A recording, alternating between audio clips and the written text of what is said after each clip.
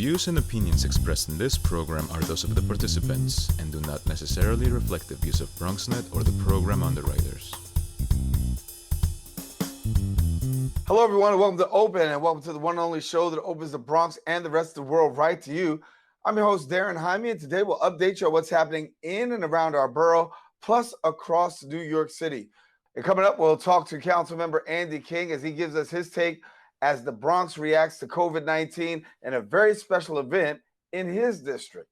Also, we'll discuss how the New York City Commission on Gender Equity addresses the particular needs of all genders during the time of this pandemic. And then a little later on, we'll talk to the Criminal Justice Task Force addressing urgent racial needs.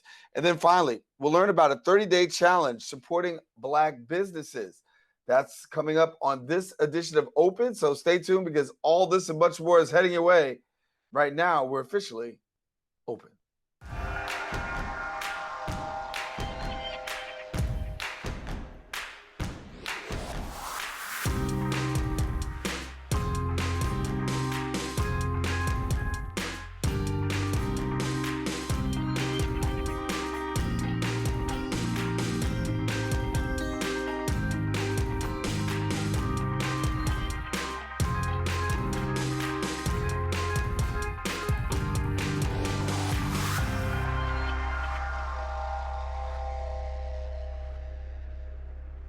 And hello, everyone, and welcome to Open. It is Wednesday, June 10th, and you're watching another edition of Yes Open, the show that opens the Bronx and the rest of the world right to you, as well as New York City. We also want to welcome our viewers on Manhattan Neighborhood Network, as Open is broadcast live simultaneously on MNN's channels. You can stay connected to us on all of our social media platforms at BronxNet TV. Well, a lot has certainly gone on in the Bronx and New York City over the past week. We'll take you through some major things with our Bronx updates.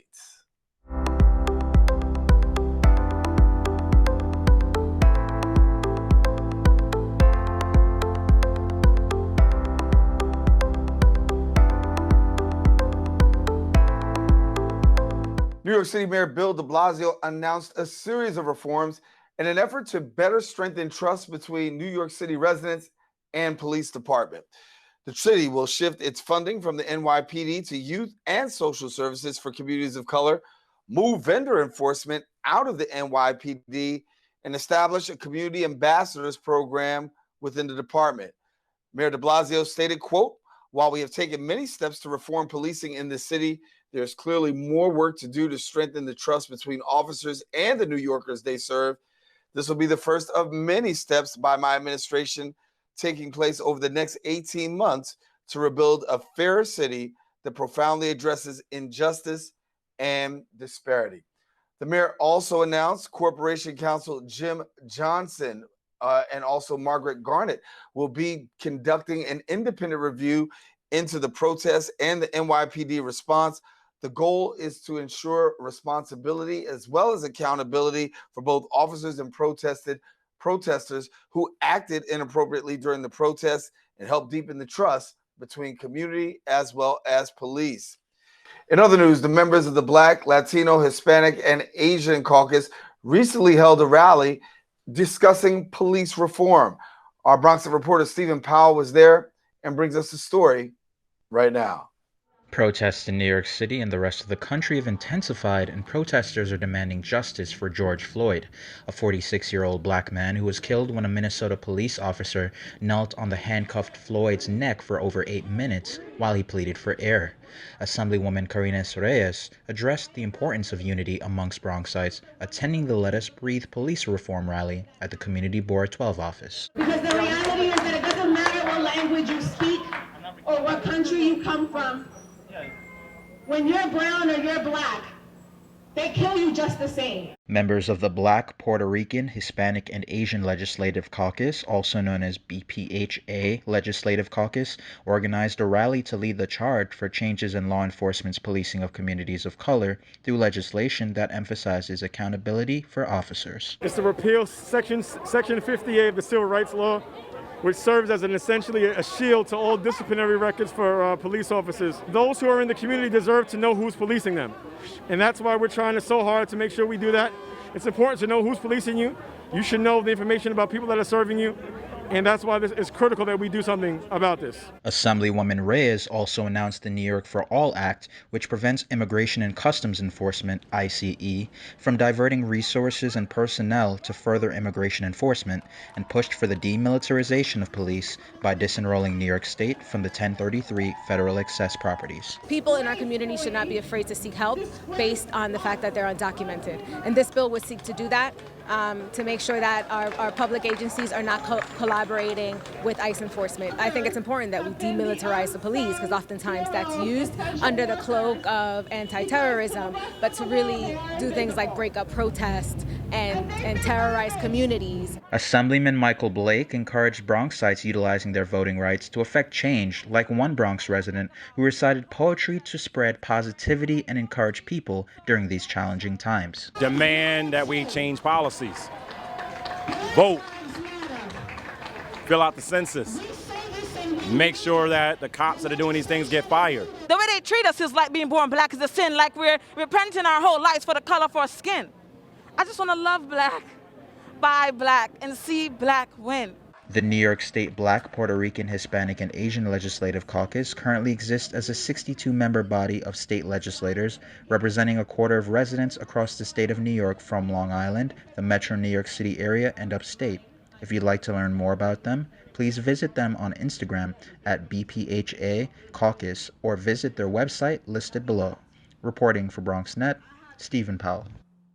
And thank you, Stephen. That's all the time we have for our Bronx updates. Stay with us. We have more Open coming up right after this.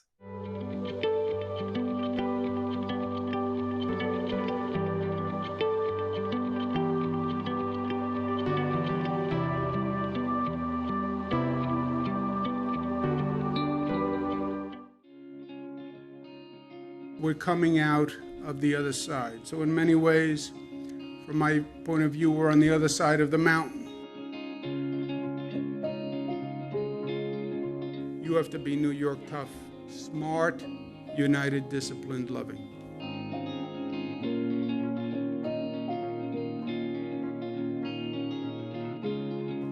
This is the next big step in this historic journey. We talk about being New York tough and what tough really means. We changed the trajectory dramatically by what we did. What we have done thus far is really amazing, and that was smart, but we have to stay smart.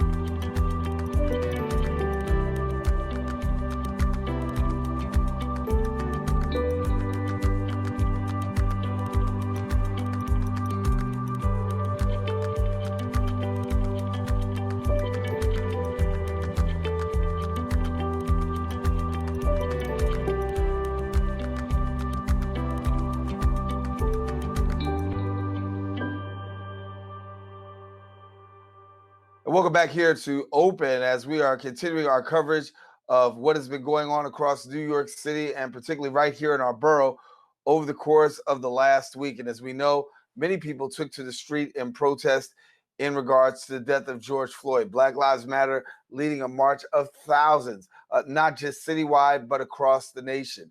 The death of George Floyd and COVID-19 has sparked new energy in our community. And in one of those places, right here in the borough of the Bronx, we saw some great energy yesterday. Here to share a little bit about it is Councilman Andy King, who is here sharing a little bit about what happened in his neck of the woods. And Councilman King, good to have you. Glad to be here, and God bless you. And thank you for all the work that you all are doing Open. Yeah, we're trying. I mean, you know, we're a little bit stuck, but we're doing things virtually like everybody else, and we're making the adjustment. But you're also helping people make the adjustment. I want to take the time to talk to you for a few minutes. You had a great event yesterday in which the Borough of the Bronx came out, a diverse event where you guys were able to actually get supplies out to Bronx residents. Yeah, I'm very thankful for the brothers and sisters that came out. Yeah, we were able to feed over 500 families, um, distribute over 3,000 masks, and more importantly, come in a unified fashion to say that we can take care of our neighborhoods, we can be strong together, we can get along together, and despite what has happened across this globe, and especially in the United States of America, that when communities come together, when Black communities stay strong, we will be strong.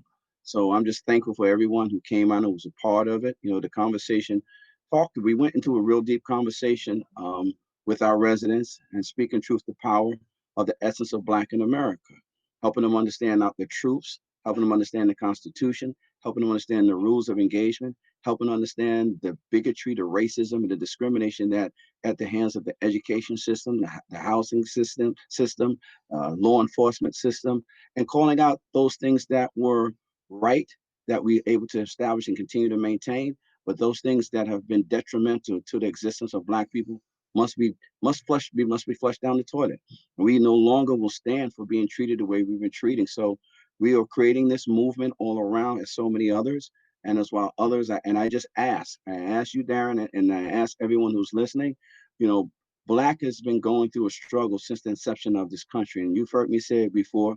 Till we can fix the 3/5 clause, a lot of rules and things that we put in place it doesn't really do the job. It's just we're not getting to the root. We're not chopping down the whole tree. We're just breaking off a branch and thinking that we've cured this problem in this tree. We haven't done that. And while Right. COVID is, yeah. So Yeah. while COVID has brought us together. Um, and it's brought some people together that may not understand the experience of being Black in America, but they're experiencing it because as a wealthy white person, you may not be able to drive that car around, or if you lost your job, you not be able to pay your rent, or the food shopping that you do is down to a minimum. Your kids are home with you now. You're dealing with your kids every day, like we have to deal with our kids every day. So I say to those who are out on a different fight, welcome to being a Black in America. But when things get to some sense of normalcy or the change is the change, I ask us all still to stay together to making sure that everyone is treated equally in the United States of America. Yeah. Talk to us about a great mask distribution. A lot of people were able to receive masks today, as well as these supplies. What are you finding in your community? Does your community have enough personal protective equipment to go around? I believe one of the biggest hiccups that happen with the equipment, that government imposed rules on society, but then you didn't provide the supply or access to. So you put everybody in a frenzy, in a state of mind that chaos ensued. So as equipment is being delivered right now, and we know our essential workers have been taken care of. My district specifically, what I do is, I take my equipment as I move around the community, and if I see brothers and sisters congregating outside and they don't have it, say, here you go. And they say thank you, because even though we told them you need to wear a mask, it's not like you couldn't just roll into Rite Aid and go buy a mask. You couldn't go into the deli, the bodega, and buy a mask. So where were we supposed to get masks in our community when you tell them you got to wear a mask? So it was an unfair and unrealistic imposition that they imposed on the people. So what I do yesterday was a great event where we gave out over 3,000 masks to community residents who wanted, and we made sure that everyone who came out, we took care of their whole household, not just the individual who showed up online. You have 5 people in your household. Hey, here's 5 masks. Matter of fact, here's 10 masks, because one might get dirty. You got to wash it. One might get flawed. So, you can't even have people wearing one mask, for 7 days. So we got to do better in getting equipment out.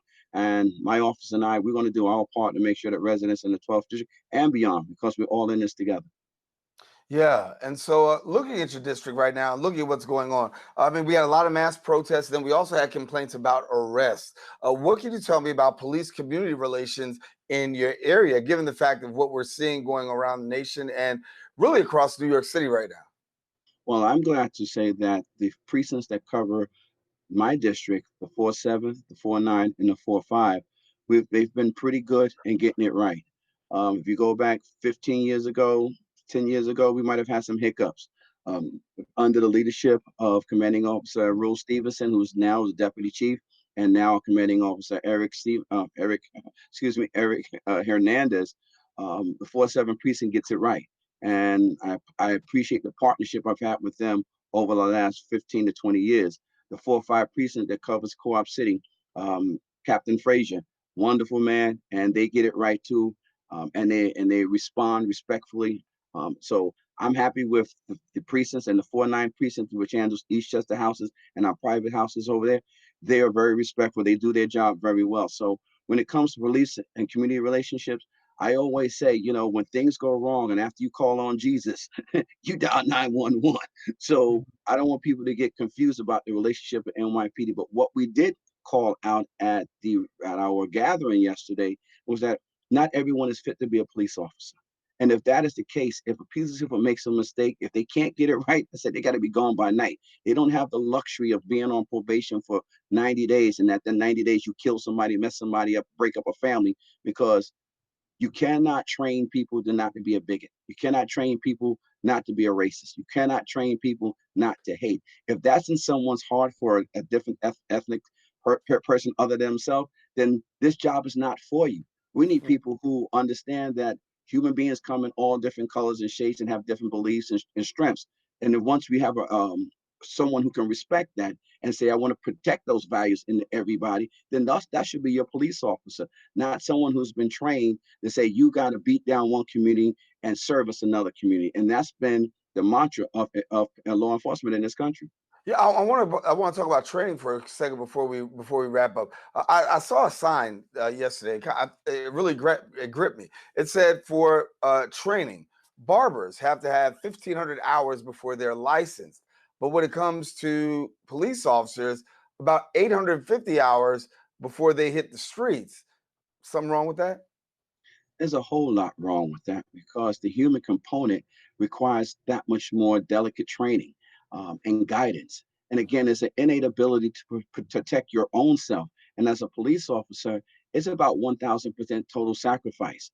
But if you've been trained through your upbringing that there's a certain set of people out there that are vicious, angry, mad, disrespectful, animals, thugs, and you attach all these labels to a black, and I call it for the black community. Well, if I'm a white officer from Schenectady or for any other part, and I'm coming into Brooklyn or the Bronx, I'm getting ready to walk into a world of hell. So my thing is, I go on the defensive and I roll around, until someone tries to treat me. And even when people treat you nice, if you're still frightened and scared, or you have your own racial makeup or bigotry inside of you because your great-grandfather, your grandfather thought with hatred in their heart, you bring that to the job.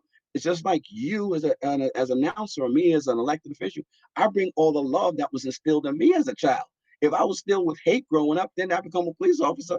That's what the people get. They don't get love. They get hate, because that's what I've been fed for all the years of my life. So yeah, you definitely need more training. Yeah. All right, well, we got to leave it there. Councilman Andy King, thank you for sharing with us. Congratulations on that great event yesterday, and certainly continue to stay safe and stay encouraged in this season. Councilman Andy King, thank you so much for joining us here on Open. Thank you so much. And remember, our perseverance in the future lies in the resiliency of our past. God bless. All right. Thank you, Councilman Andy King. Listen, we want you to stay with us. We do have more Open coming up right after this. Why should young people care about the spread of coronavirus?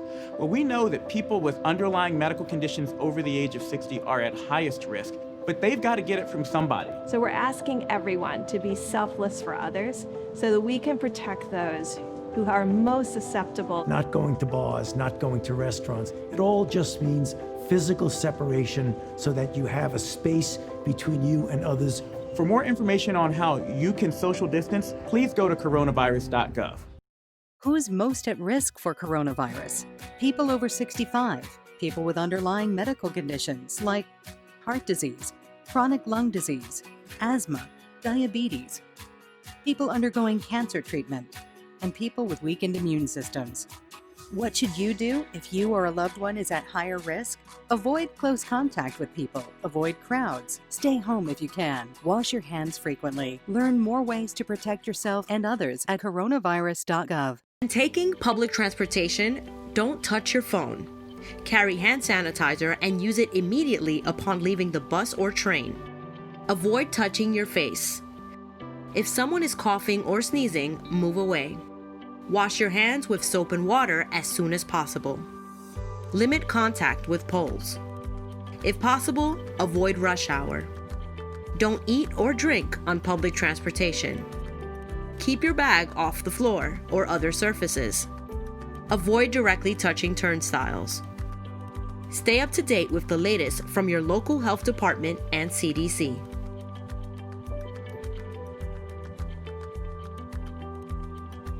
And welcome back here to Open. Daren Jaime here with you, and want to let you know that COVID-19 continues to make organizations have to deal with a whole lot of adjustments. And so one of those organizations we're pleased to have right here sharing with us, and we've got Jacqueline Ebanks. She's from the Commission on Gender Equity here in New York, and we're glad to have her here. She's also the executive director. And Jacqueline, good to have you.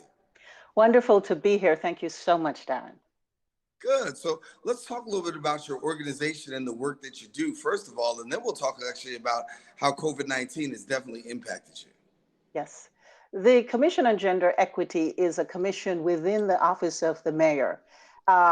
In the early days, in fact, in 2020, the Commission and the work of gender equity in New York City is celebrating 45 years. You may know of the Commission on the Status of Women. Well, we're the latest iteration, or the Commission on the Status of Women. And the Commission on Gender Equity is the latest iteration of that commission. Our work is to work across city agencies to dismantle institutional barriers to gender equity. How do we ensure that our city agencies help create a more equitable society and that individuals are not discriminated against based on gender? What does that mean for us? The Commission has 3 principles within which we operate. First is that gender is diverse. And so our work really looks at the well-being of girls, women, transgender, and gender non-binary New Yorkers. Second is that we operate with an intersectional lens. That means as individuals, we bring multiple identities to the table, such as age, race, sexual orientation, socioeconomic status. Some of us are differently abled. All of those things impact how we work. And as we develop policies, we want to be mindful of these intersectional identities. And so tell me a little bit about the intersectional identities, because when we talk about intersection, right, it's really just more than just we're talking about gender. There are a lot of other components that actually affect, and particularly with COVID-19, let's talk about how they're being affected. Right. So what we look at in the commission, and let me tell you about what we consider the intersectional identities, and this is by no means an exhaustive list. We think about individuals who are differently abled. So we think about gender as it relates to differently abled individuals, as it relates to your race, as it relates to your age. Things happen to you differently as you age, right? As it relates to your socioeconomic status, i.e. your class, how wealthy you are, how not wealthy you are. There are really very different impacts there. What's your gender expression? And those are very things we're mindful of. Your faith creates another lens, right? And all that interplays with your gender. In the commission, when we do our work, we talk about 3 areas of focus: economic mobility and opportunity, 1, health and reproductive justice, 2, and 3, safety. And so not only are our identities intersectional, but also our issues. Those 3 issues are related. COVID-19 comes along, and we are hearing it's disproportionately impacting communities of color. And so we begin to look at that. How is it impacting girls? How is it impacting women? How is it impacting LGBTQ individuals and gender non-binary New Yorkers? And as we look at those issues, we see in terms of loss of jobs, economic mobility and opportunity, the vulnerabilities there, because we know that many of the jobs that have gone away are in the service and hospitality industry. And those are primarily occupied by women. We also know that 63% of the frontline workers in New York City are women. And therefore we know that not only are some of us losing jobs, but also some of us have been identified as essential workers, which means we're probably likely more exposed and needed to keep the city running, okay? So there's that stress. LGBTQ individuals who need services, largely in the health areas, we have seen delayed healthcare services because of COVID-19, interrupted healthcare services. And so many people have not been able to address ongoing needs because our system has had to address the emergency of COVID-19. We're very concerned about the vulnerabilities in our homes. We're asked to shelter in place. And some of our homes may be violent. And some of them, some family members may not be accepting of an LGBTQ youth or an LGBTQ family member. Incredible vulnerabilities there. We have seen calls that drop to 15% of the normal of calls into our hotline for domestic violence. We're greatly concerned. What is happening in homes where these huge vulnerabilities are? So that's just a snapshot of what's happening across the gender lens within our three areas. We're Right. very, very mindful.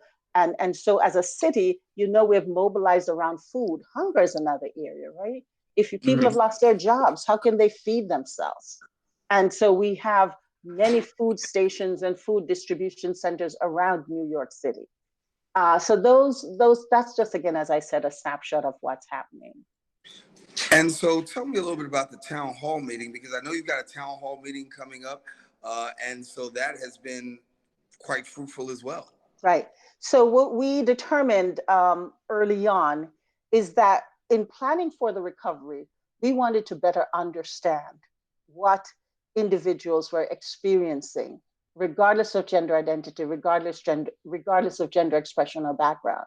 And so we're holding a town hall on June 10th. And if you haven't registered yet, people can register still. It's June 10th, 2 to 3:30 p.m. and we'll send you the link. And we're going to be talking about gender equity and the COVID-19 recovery. New York City is now open, right? Phase 1. And so what does it mean? How are we going to transition from a space of vulnerability into a space of security as we move through the recovery? How do we ensure that regardless of gender identity and expression, everybody is able to find economic security and to really have autonomy over their reproductive lives, to gain access to quality health care? And then how do we ensure that our communities remain safe? So we want to have a discussion. There'll be a panel discussion first, and then we'll be opening for Q&A. But what's also important is at the end of that town hall, we're going to release a survey. And we would like New Yorkers ages 18 and above to respond to this survey. The link will be open from June 10th to July 6th. And we want everybody, men, women, girls, transgender, gender non-binary, 18 and above, to really tell us how they're experiencing life in COVID-19. And then as we plan for the recovery, every 4 months, we hope to send out this survey again so that we can really begin to understand what has changed over time. And really important to hear from everyone, especially in the Bronx. We have very low registration from the Bronx. I'm from the Bronx and I'm highly upset about that. So I'm hoping that people from the Bronx will really step up, and we need to make our voices heard. That's important. If you don't weigh in, we can't be aware of the issue. And if we don't know about the issue, we can't address it. Well, I want to get your perspective here, because as we are talking about reopening, right, and we hear about talks of possibly New York getting into that phase 1 of reopening, what are some of your anticipations and what are some of your worries, given the fact that this is right around the corner? The idea to still remain protected, right? Still listen to the orders, wash our hands. How disciplined will we be to keep our masks on?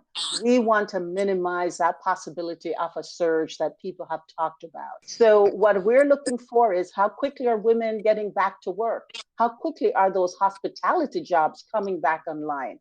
How quickly can we get into the preventive services that we have missed? The immunizations for children have fallen some 60+% in this time. If you don't get our kids immunized from mumps, measles, rubella, what are the challenges we're going to face in the fall, right? Let's make sure those of us who need to take our flu vaccine when it comes out, let's do that, because the COVID-19 pandemic is still with us.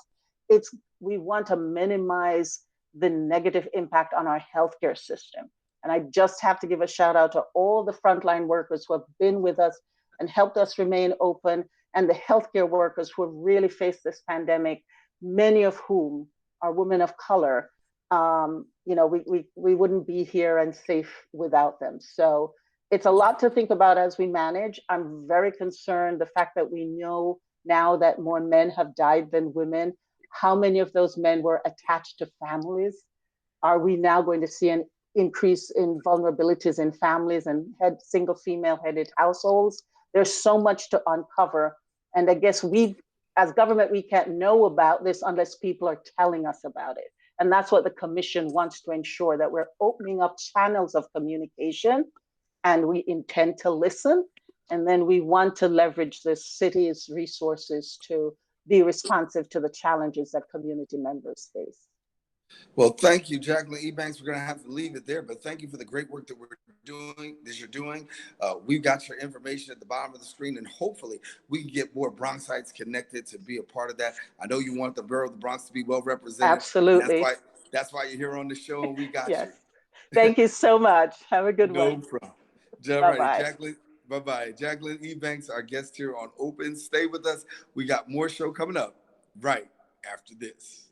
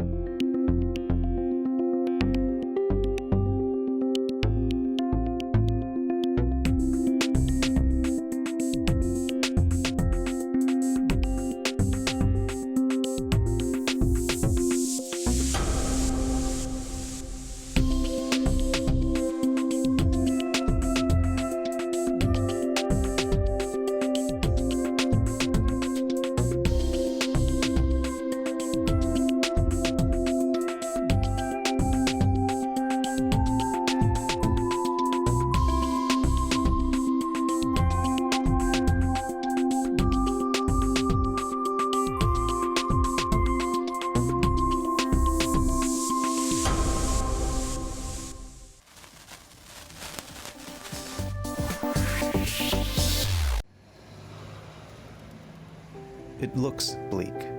It feels bleak.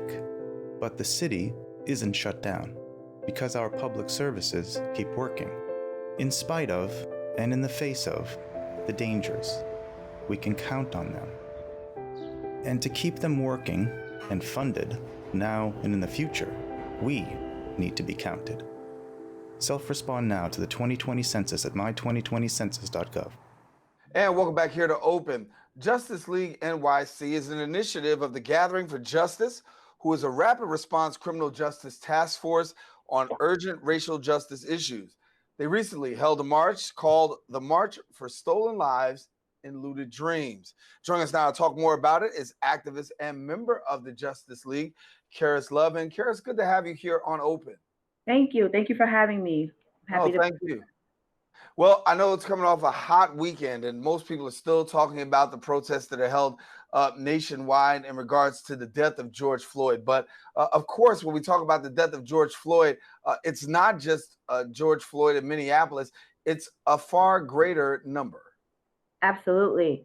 I mean, we have George Floyds that happened throughout our history since the enslaved Africans were brought here. And what we're seeing is just a combination of things. We're seeing, we're still in a pandemic. We can't forget that. So we're still in this pandemic where it's been reported that African Americans are more susceptible to the virus because of underlying health conditions. And a lot of us have been in quarantine.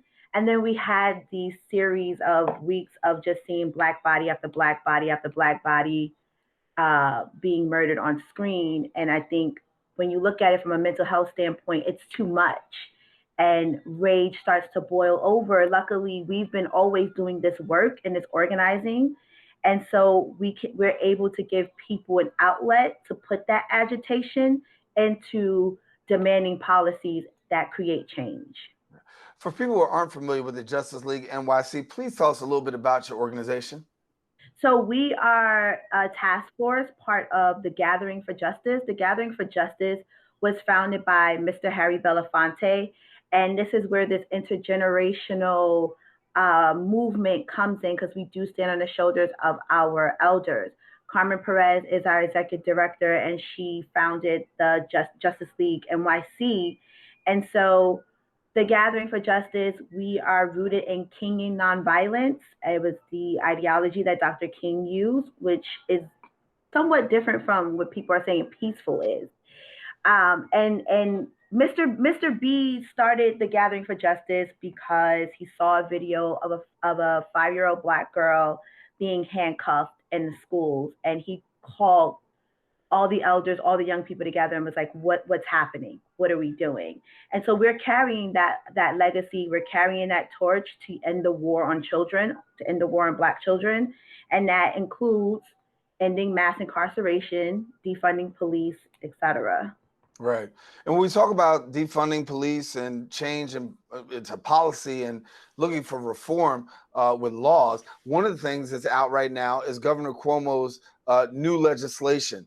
From what you've seen, what you've heard, what are your thoughts about this legislation that's really geared towards reform? One of those pieces talks about the calls, that if you make a call and you're saying that this Black person is doing that, or this race-related call, and it turns out to be false, that there's going to be imprisonment possibly as associated with that. Yeah, well, so that's nice, Governor Cuomo, but I want to point out that the push for reform is not new. You know, we are part of a coalition of a lot of criminal justice reform organizations, and we've been pushing something called Repeal 50A, which is the Secrecy Act, and we've been pushing that for years. They had a opportunity during budget session in 2019 to get it passed. We had these historic bail reforms that were won in 2019, and they were all rolled back in 2020. And so Governor Cuomo has had the opportunity to have major reforms underneath his administration, and he has not. So I'm hopeful, maybe the pressure, the people power pressure that we're putting is leading to him understanding that the people are tired. Really, there's no justice. There will be no peace. And these are reforms that we've been fighting for. He didn't just decide today it was a good thing. One thing about politicians is when they start to see their state, their city erupt, they feel like they have to respond. And so that might be what we're seeing, but it's not new. He could have passed these reforms as we've been talking about them for years. Right. And just to make our viewers aware, 50A is a legislation the governor has on tap as part of his reform. We'll see whether or not that goes forward or not. But I do know what's going forward for you guys, and that is the March for Stolen Lives and Looted Dreams. Share with us a little bit about this upcoming march and the intended impact you want to have. Yeah, even the messaging around stolen lives and looted dreams, we were very intentional on picking messaging and what to call the march, because if you look at Black people in America, our lives were stolen. This land was stolen. America was built on looting labor, looting resources. And so we wanted to make that connection that this is a historic march. We're very intentional in connecting our elders, making sure that we're blessing the land that we're about to march on from indigenous members of the Taino nations. We're very, we make sure we have our elders there, folks from the Black Panther Party, elders from Black Panther and Young Lords together, united, showing that unity.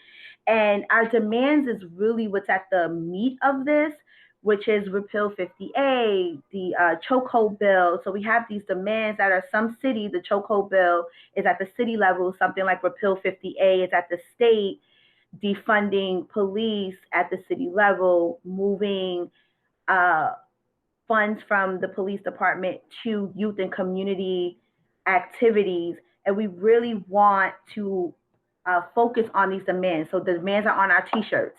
Demands are on our palm cards as we're marching. So the crowd is wearing t-shirts with our demands on the back, because that is what we want to focus to. If we do not change the system structurally, then liberation for Black people won't happen.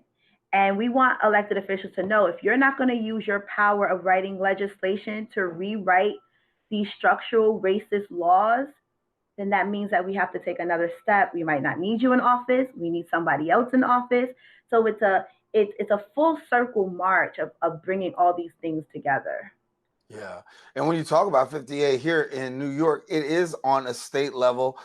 Some people are looking at it at a city level, but obviously I know part of what you want to see is it occur on a national level and getting that national, sign off on that.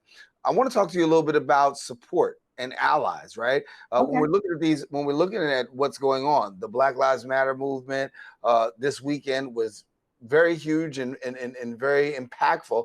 A lot of people will say that, having support from the white community and the Latino community and the Asian and Indian community also joining in. Talk to us about the unity that's been involved in this particular setting when it comes to the protests regarding George Floyd. Well, I think that what people are noticing, again, I mentioned the pandemic. We had over 30 million people apply for unemployment.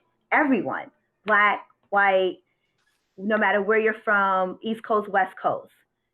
We did not see a lot of relief come to folks on housing, these stimulus packages where small businesses got left out. And so when you connect what happened in the pandemic to what people saw, what happened to George Floyd, I think we're seeing our allies really understand no one's free if Black people aren't free.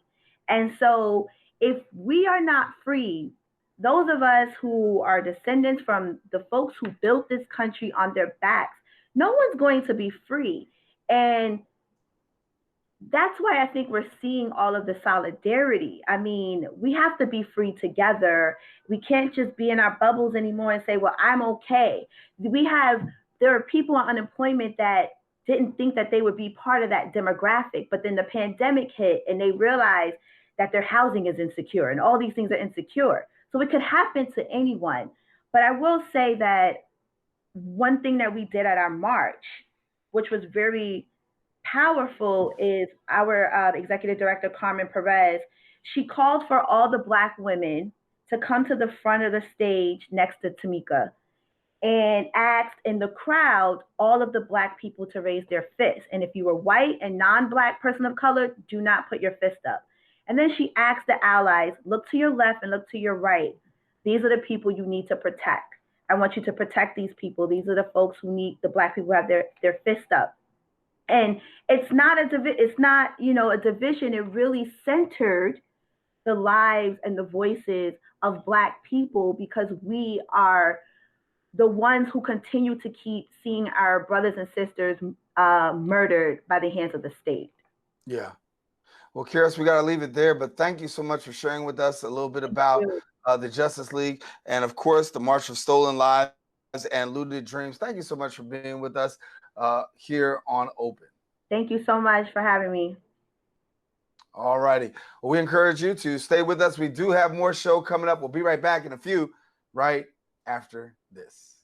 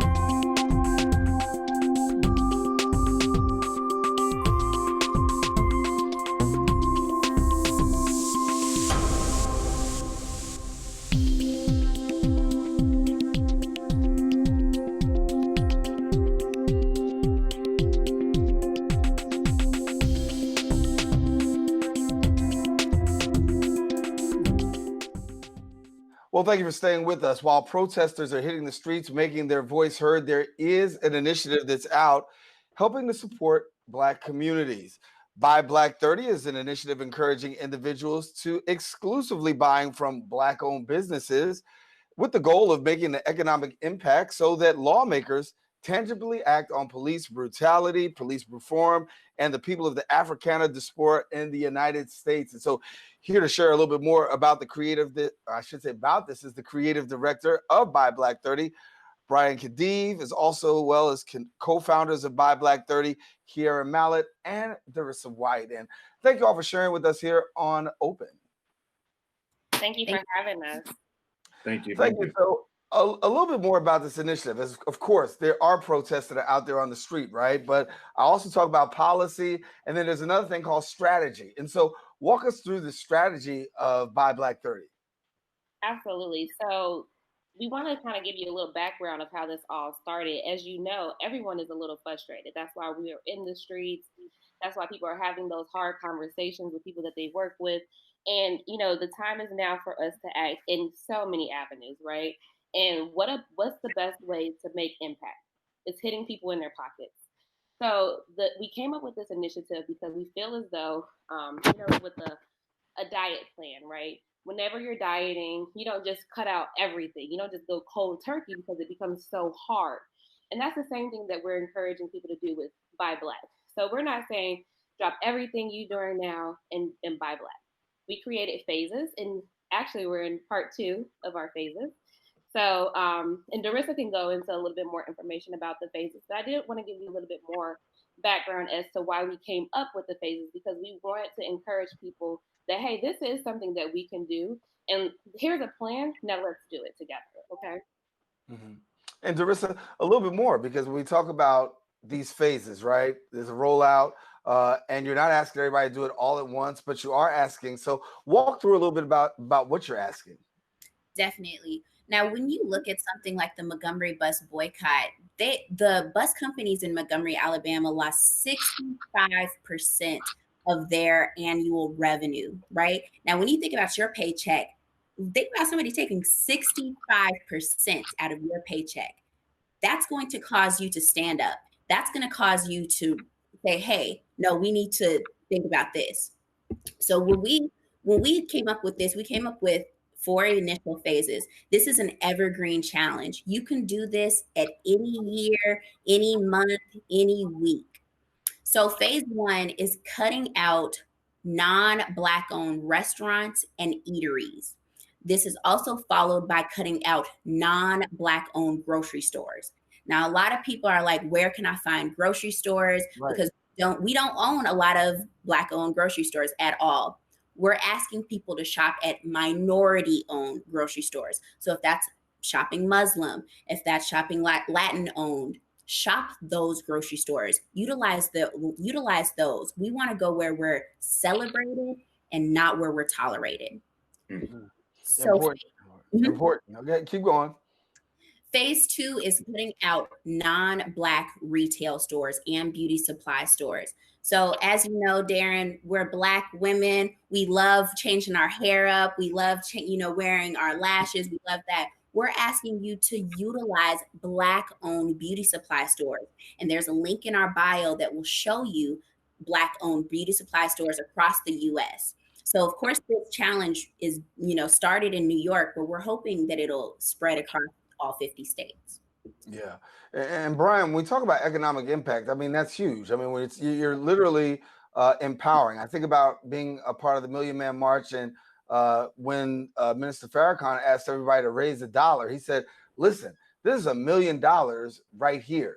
And so when you look at the economic impact of making a statement like this, you got the protest out there on the street, but on the other side, this is really hard hitting. Right. I think it is too. And I also think that we as Black people, we're not taught about money in some cases. I think especially as young millennials, we're learning more and more how to go about our finances and how to go about trying to find our niche within the system that we have to work with. So when Darissa called and talked about this idea, I was like, oh my God, this is really like really efficient because it actually works. There's research that says financial protests do make change. And when you think about this society, it's capitalist society. If we want to be heard, we're taught like go vote. That's it. We're taught that we need to be in those spaces. But also, if our money is where our mouth is, then they'll hear us. So I think that as well as like we're educating people too. Like we're educating people about the Black dollar, about Black wealth, and we're educating ourselves. It's just interesting how we had to really unlearn a lot of things about this. So a lot of like stigmas associated with Black businesses as well. So I like that it's new for me, and it's new for me, and it's making me realize that we really do need to learn more about money and support people that look like us. It's bringing us. So I didn't mean to cut you, but I'm gonna come back to you in 1 second, Brian. Darissa, talk to me about this, because we talk about support. That's the big question that sometimes happens in communities of color, about being able to support. And there is this almost like impenetrable wall of getting to support one another. What are some of the things that need to be done in order to create that kind of support? Mm-hmm. The first thing out of everything is patronizing our own. We need to patronize Black businesses. And a lot of people have these stigmas. What Brian was talking about Black businesses is that, oh, they're unprofessional, oh, they're understaffed, oh, they're this, oh, they're that. But the thing is, once we start patronizing these Black businesses, they can get the support they need to become staffed, to become funded, to really penetrate our community. We want these businesses to expand, but it starts with us. We need to support them so they can. Yeah. So when we talk about this, I mean, obviously great work that's going on. How do people get connected to Buy Black 30? We want you to reach out to us via DM. We have an email. It's info@buyblack30.com. But the best way is to reach out via social media. Social media is the wave right now. We want to post your business. We want to support you. We want to highlight you. Yeah. Keirs, give me a little bit about what you're seeing out on the street today. I mean, obviously protests continue to go across the United States. We're coming off a weekend of massive protests. Just share with me your thoughts. So I am actually one of the masses. I was blessed to have the opportunity to be in DC as a social worker and to help with de-escalation. And it's absolutely beautiful. The camaraderie with everybody and just the arts coming together, people playing instruments, being on the streets, doing chalk, writing affirmations. It's just, the community is really coming together, all communities. And it's such a powerful time too, because it's everyone is thinking this, oh, let's buy Black, let's support Black. So it's so great to have this smooth transition. Well, hey, I have this resource where you can help locate Black businesses if you're struggling, because let's be honest, it is a struggle to locate some of these entities. And so that's, people get so frustrated. It's like, oh, well, I'll just go to Target. It's right here. It's convenient. And so, while the process is happening on the streets, it's happening in the pocketbooks as well. It's happening in the education system. It's happening in the police system. And so, we all are like, Darissa said it best, there's like a whole bunch of little fires here and there, right? And if I'm trying to put out a fire here and you're trying to put out a fire here, we need to come together and put all the fires out. Yeah. I'm gonna strike another fire, Brian. I'm coming to you on the issue of mental health. I mean, obviously for us in our community, we've got a lot to deal with in the issue of racism. And hey, let's not forget about COVID-19, right? When we talk about COVID-19, disproportionately communities of color are the ones that are adversely affected. We're looking at possibly a lot of PTSD. I don't think anybody's really looked in depth. Well, I do think people are, but I think we're not really paying sufficient attention to the mental health component of what we're facing in our communities of color. I'll say I disagree, because I actually work in the field.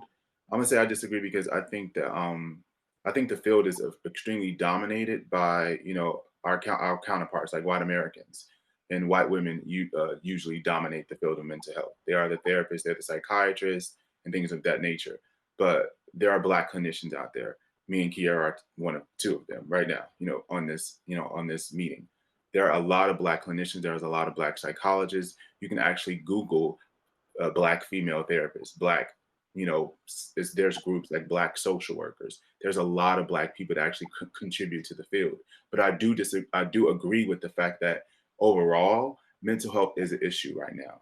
Like a lot of people are stressed out, and not just people of color as well. Like Black people are really stressed out and dealing with a lot of emotional, I don't want to say baggage, but a lot of emotional stressors right now.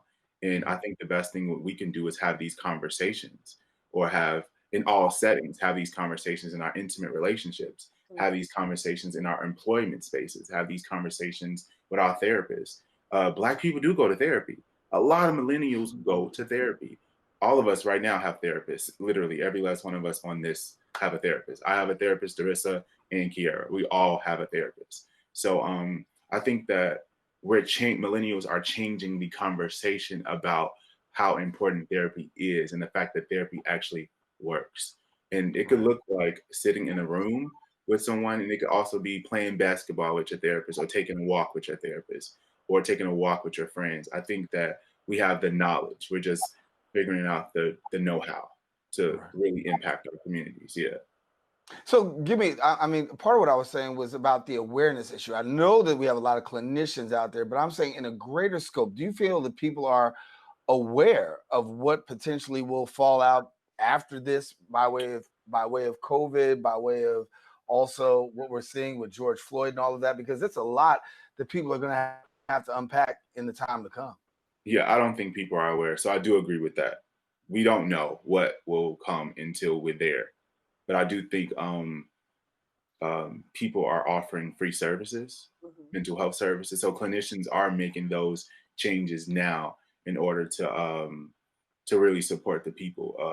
There's like most counties or most cities have 24-hour hotlines where you can call of any ages to get services. I think that we wouldn't really know until we're there. I just hope that clinicians and other psychiatrists or psychologists, they seek the support too, because we're human as well. It could be very draining for us too, being out there in the forefront, wanting to help people. I think it's going to be an overload. It's going to be an overload of services. It's going to be a need for more services and more services. I just hope that we can look inside of that mental health and really try to like make some real changes too. And funding, we just don't have funding. We need more funding in mental health too, to make it to make tangible help and tangible support. I just think that we won't know until we're there, and I think that it's going to be a lot of work. I definitely think it's going to be a lot of work. With a lot of work, and that's why we got to bring you guys back. We're out of time for this segment, but certainly thank you for coming and sharing with us, Brian, Kiara, Darissa, for Buy Black 30. Of course, we encourage you to stay connected to the information that you see at the bottom of your screen so that you can be connected to Buy Black 30. But thank you all for coming and sharing with us here on Open. Thank you. Thank you. All righty. Well, listen, everybody, we are about out of show, and we want to thank you, our viewers, for tuning in, and also our guests for being a part of today's show. Now, if you missed the show, catch the Recablecast on Bronx Lights Channel 67, Verizon Fios Channel 33, or anytime on the web at bronxnet.org. For all of us here on the set of Open, I am Daren Jaime saying take care, God bless. Most of all, keep this channel wide open, and you'll see my girl Rena Valentine back here on Friday. Take care, everybody, and stay safe.